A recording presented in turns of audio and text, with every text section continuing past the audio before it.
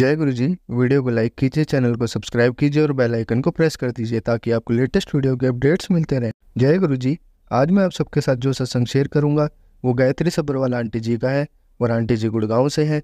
चलिए आज का ये सत्संग हम आंटी जी की जुबानी हम सब सुनते हैं। बहुत ही अच्छा सत्संग शेयर करा है आंटी जी ने। जैसा आंटी जी ने सत्संग हमारे साथ शेयर करा है वैसा ही आप सबके साथ इस सत्संग के माध्यम से आज मैं साझा करूंगा। इसलिए आप सब संगत सत्संग के अंत तक बने रहना और सत्संग को बहुत ध्यान से सुनना।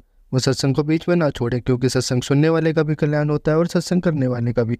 और हो सकता है जो आप आज सत्संग सुने उससे आपको भी अपने कई सवालों के जवाब मिल जाए।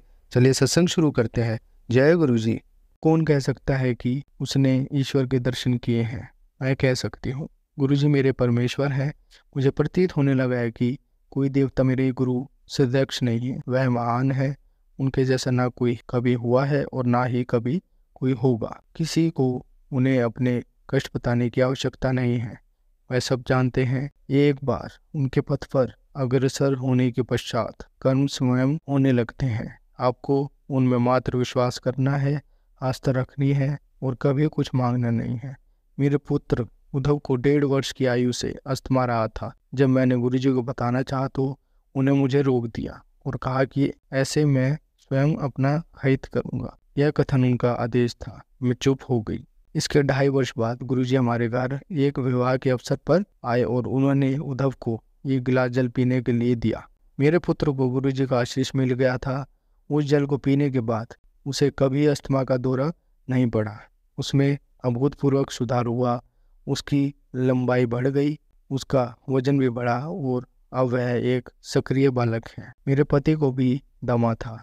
जब वह गुरुजी से पहली बार मिले तो गुरुजी ने कहा कि वह अत्यंत अंधविश्वासी हैं। उनके इस कथन के साथ ही उनकी आधी समस्याएं तो तुरंत ही समाप्त हो गई। गुरुजी ने उनको ताम्र लोटे से जल पीने को कहा और शीघ्र ही उनके अस्थमा की भी हिति हो गई। मुझे भी गुरु कृपा प्राप्त हुई है। मेरी आंखों में एक पुटक था और चिकित्सक ने उसे साधारण शल्य क्रिया से निकालने का सुझाव दिया था। मैं भयभीत थी। एक बृहस्पतिवार को गुरुजी मुझे बहुत ध्यान से देख रहे थे। मुझे पता था कि उनके इस प्रकार देखने का कारण होगा। अगले दिन प्रातः मेरी आंख बिल्कुल सामान्य थी। गुरुजी अपनी दृष्टि से उसी प्रकार के चमत्कार कर देते हैं जिस प्रकार शब्दों से। 5 वर्ष पूर्व मेरे ससुर को हृदय का दौरा पड़ा था। उन्हें मलेरकोटला के हृदय रोग संस्थान ले जाया गया जहाँ उनकी एंजियोप्लास्टी होनी थी। गुरुजी ने कहा कल्याण हो गया और उसके बाद सब ठीक हो गया। जब वह वहां से निवृत्त होकर घर लौट रहे थे तो हृदय रोग विशेषज्ञ ने बताया कि उनके हृदय की आगरी में सुनवाई क्षतिग्रस्त है और उसमें कोई सुधार संभव नहीं है। घर लौटते हुए जब हमने गुरुजी के दर्शन किए तो उन्होंने उन्हें शुद्ध देसी घी से बना हुआ हलवा खाने को दिया। इसके उपरांत मेरे ससुर अपना सामान्य कार्य करने लगे। औषधि के रूप में गुरुजी ने उन्हें प्रतिदिन विस्की के 2 पैक पीते रहने को कहा। 3 माह के उपरांत जब उनका TMT परीक्षण हुआ तो चिकित्सकों ने देखा कि उस मृत घोषित स्नायु में रक्त प्रवाह हो रहा था। यह अनुभव गुरुजी वे क्रियात्मक रूप को साकार करते हैं। वह सब कुछ करने की क्षमता रखते हैं। उनके शब्दकोश में कुछ भी असंभव नहीं, केवल श्रद्धा, निष्ठा और धैर्य की आवश्यकता है। जय गुरु जी। शुक्राना गुरु जी।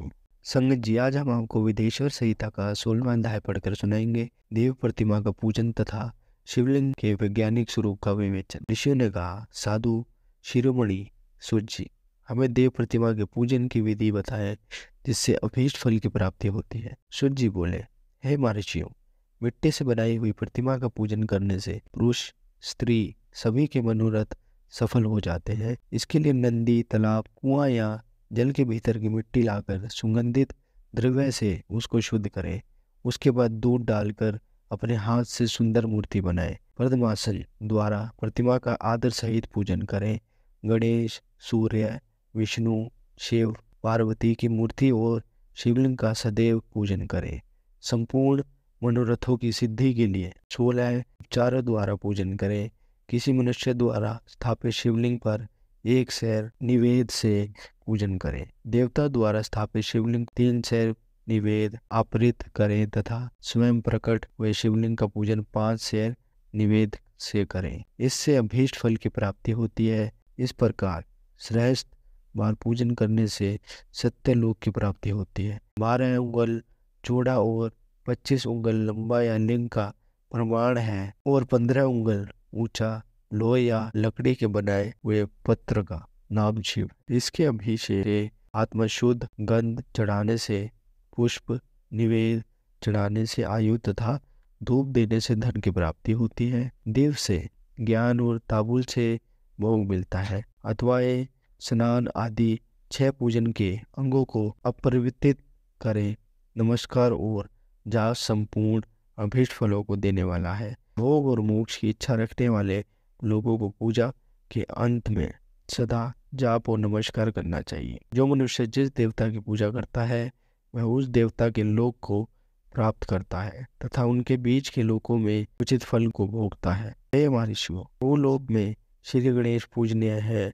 शिव जी के द्वारा निर्धारित तिथि, वार, नक्षत्र में जो विधि सहित इनकी पूजा करता है उसके सभी पाप एवं शोक दूर हो जाते हैं और वह अभीष्ट फलों को पाकर मोक्ष को प्राप्त करता है। यदि मध्यासन के बाद तिथि का आरंभ होता है तो रात्रि तिथि का पूर्व भाग पितरों के श्राद्ध आदि कर्म के लिए उत्तम होता है तथा बाद का भाग दिन के समय देव कर्म के लिए अच्छा होता है। वेदों में पूजा शब्द को ठीक प्रकार से परिभाषित नहीं किया गया है। पूजा का अर्थ है भोग और फल की सिद्धि जिससे कर्म से संपन्न होती है, उसका नाम पूजा है। मनोवांछित वस्तु तथा ज्ञान अभीष्ट वस्तु है।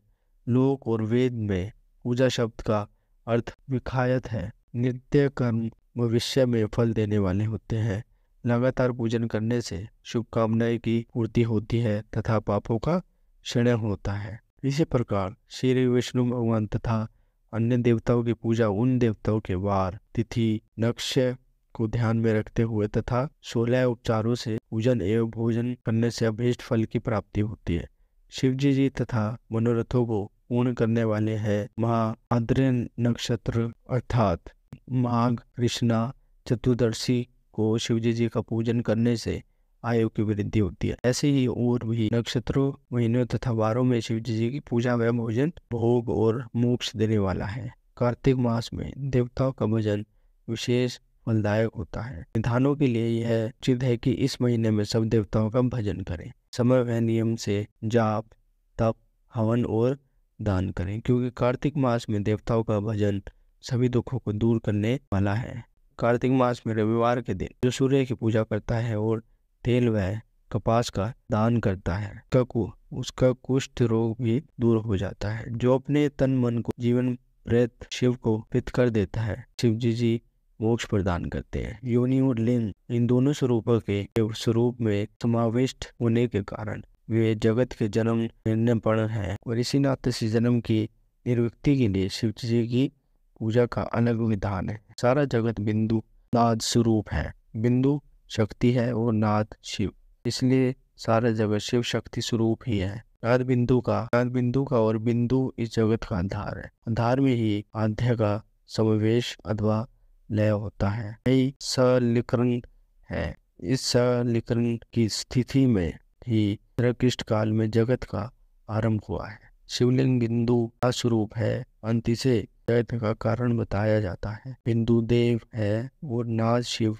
इनका सहायक रूप ही शिवलिंग कहलाता है। अत्यंत जन्म के संकट से छुटकारा पाने के लिए शिवलिंग की पूजा करनी चाहिए। विद्यु रूपा देवी उमा माता है और नाद स्वरूप भगवान शिव पिता। इन माता पिता के पूजन होने से परम आनंद की प्राप्ति होती है। देवी उमा जगत की माता है और शिव जगत के पिता। जो इनकी सेवा करता है उस पुत्र पर उनकी कृपा नित्य बढ़ती रहती है। पूजक कर कृपा कर अपना आंतरिक ऐश्वर्य प्रदान करते हैं। अतः शिवलिंग को माता पिता का स्वरूप मानकर पूजा करने से आंतरिक आनंद की प्राप्ति होती है। मार्ग शिव पुरुष है और मार्ग शक्ति प्रकृति कहलाती है। पुरुष आदि वर्ग है क्योंकि वही प्रकृति का जन्म है। प्रकृति में पुरुष का योग होने से होने वाला जन्म उसका प्रथम जन्म कहलाता है। जो पुरुष से बारंबार जन्म और मृत्यु को प्राप्त होता है वह द्वारा प्रकट किया जाना ही उसका जन्म कहलाता है। जीव का शरीर जन्म काल से ही 6 विकारों से युक्त होता है, इसलिए इसे जीव की संज्ञा दी गई है। जन्म लेकर जो प्राणी विभिन्न पक्षों अर्थात बंधनों में पड़ता है वही जीव है। जीव पशुता के पास से जितना छूटने का प्रयास करता है उसमें उतना ही उलझ जाता है। कोई भी साधन जीव को जन्म मृत्यु के चक्र से मुक्त नहीं कर पाते। शिव के अनुग्रह से ही महामाया का प्रसाद जीव को प्राप्त होता है और शक्ति मार्ग पर अग्रसर होता है। जन्म मृत्यु के बंधन से मुक्त होने के लिए श्रद्धा पूर्वक शिवलिंग का पूजन करना चाहिए। गाय के दूध, दही और घी को शहद और शक्कर के साथ मिलाकर पंचामृत तैयार करें तथा उन्हें अलग अलग भी रखें। पंचामृत से शिवलिंग का अभिषेक व स्नान करें। दूध व अन्न मिलाकर निवेद तैयार कर कृष्ण मंत्र का जाप करते हुए उसे भगवान शिव को पुनर्निर्धारित करें। प्रणव को दिव्यलिंग, स्वयंभूलिंग और नाद स्वरूप होने के कारण नादलिंग तथा बिंदु स्वरूप होने के कारण बिंदुलिंग के रूप में प्रसिद्ध प्राप्त है। अचल रूप से प्रतिष्ठित शिवलिंग को मक्कार स्वरूप माना जाता है, इसलिए वह मक्कार लिंग कहलाता है। स्वारी निकालने से मक्कार लिंग का उपयोग होता है। पूजा की दीक्षा देने वाले गुरु आचार्य विग्रह आकार का प्रतीक होने से आकार लिंग के 6 वेद हैं। इनकी नित्य पूजा करने से साधक जीवन मृत्यु हो जाता है। संगत जी, आपको 17वां अध्याय हम कल के सत्संग में पढ़कर सुनाएंगे। जय गुरु जी, शुक्राना।